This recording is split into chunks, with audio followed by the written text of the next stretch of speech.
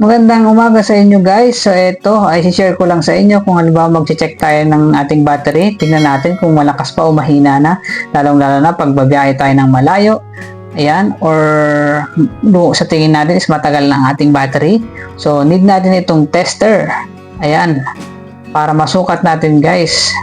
Yan, importante na sukatin natin, check natin ang ating battery para iwas tirik tayo guys. So yan, may dalawang terminal yan, positive and negative. Yung red is positive, ang black is negative.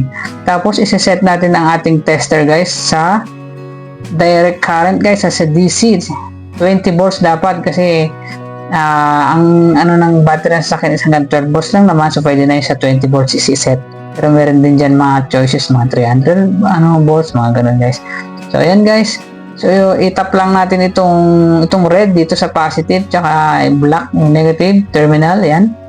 So dapat ang good battery guys is nasa 24 volts. Ganoon. At 12.4 volts, sorry. 12.4 volts pa dapat para ayan.